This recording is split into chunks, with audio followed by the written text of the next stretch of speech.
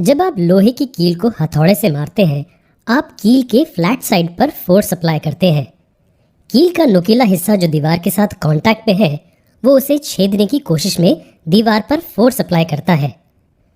अब हम आपसे एक दिलचस्प सवाल पूछते हैं। क्या होगा अगर आप कील के नुकीले हिस्से को हथौड़े से मारें और फ्लैट साइड से छेदने की कोशिश करें? ज़्यादा फोर्स अप्लाई करने के बावजूद भी आपको कील के फ्लैट हिस्से को दीवार के अंदर पुश करने में मुश्किल होगी। इसका क्या कारण है? इसकी वजह यह है कि जो प्रेशर कील की नोक ने दीवार पर अप्लाई किया है, वो बहुत ज़्यादा है उस प्रेशर से जो कील के फ्लैट सरफेस ने अप्लाई किया है। लेकिन सवाल यह है कि ऐसा क्यों होता है? पहले इस पर गौर करें कि कील की नोक का हिस्सा उसके फ्लैट सरफेस के हिस्से के मुकाबले में बहुत कम है। ये हमें बताता है कि सरफेस का एरिया जिस पर फोर्स लगाई गई है वो मायने रखता है। ये हम डिटेल में समझेंगे, लेकिन हम पहले प्रेशर को डिफाइन करते हैं। किसी ऑब्जेक्ट के सरफेस पे पर यूनिट एरिया पर लगने वाली परपेंडिकुलर फोर्स को प्रेशर कहते हैं। ये आसान है, force acting per unit area.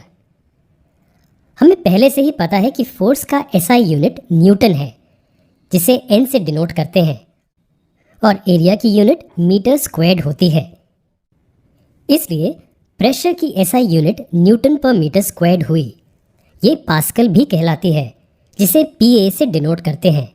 इसे पास्कल क्यों कहा जाता है? इसे ब्लेज पास्कल नामक एक फ्रेंच साइंटिस्ट को सम्मान देने के लिए ये नाम दिया गया है, जिन्होंने हाइड्रोस्टैटिक्स और हाइड्रोडायनामिक्स में योगदान दिया है।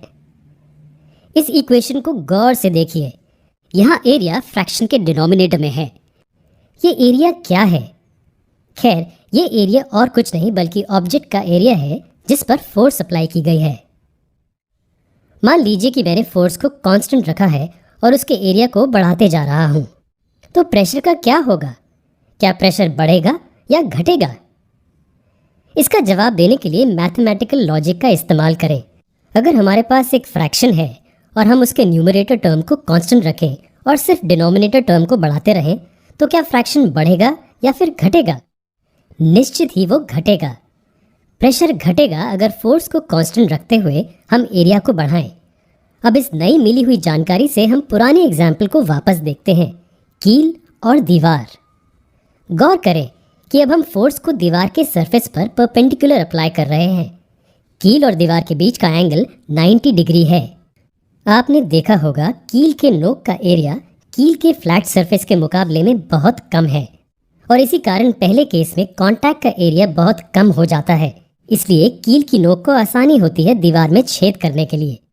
आप दीवार में छेद करने के लिए ड्रिल मशीन का भी उपयोग कर सकते हैं। आप देखते हैं कि उसकी टिप भी नुकीली है। आप सब्जियों को आसानी से काट सकते हैं छुरी के धार वाले किनारे से, लेकिन अगर आप बिना धार वाले किनारे का उपयोग करते हैं तो बहुत ही मुश्किल होगी उसे काटने के लिए। इस केस में क्या कारण है? वैसे तो पहली नज़र में हमें दोनों ही किनारे एक जैसे दिखते हैं, लेकिन अगर आप गौर से देखें, धार वाले किनारे पर छोटे ट्रायंगल जैसे तेज बाहरी नोक बनी होती हैं और दूसरे किनारे पर ऐसा कुछ भी नहीं होता। अगर आप सब्जी को धार वाले किनारे से काटेंगे तो सब्जी और चाकू के बीच में एरिया ऑफ कांटेक्ट बहुत कम हो जाएगा। इसलिए चाकू के धार वाले किनारे का इस्तेमाल करके सब्जी पर अधिक प्रेशर डाला जाता है। पेड़ों को काटने के लिए इस्तेमाल किए जाने वाले कुल्हाड़ी में भी तेज धार वाले किनारे होते हैं। एरिया ऑफ कांटेक्ट कम होने की वजह से पेड़ पर प्रेशर बढ़ जाता है। अब तक हमने जितने भी एग्जाम्पल्स देखे उनमें हाई प्रेशर का इस्तेमाल किया गया है। ये बताता है कि किस तरह कुछ केसेस में हाई प्रेशर हमारे लिए यूज़फुल होता है, लेकिन हर एक केस में ऐसा नहीं होता। बहुत सी स्थितियों में हमें लो प्रेशर की ज़रूरत होती है।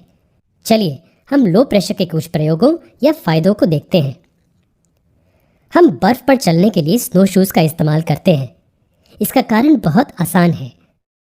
बर्फ़ के कांटेक्ट में ज़्यादा एरिया होने के कारण स्नो शूज़ बर्फ़ पर प्रेशर घटा देते हैं।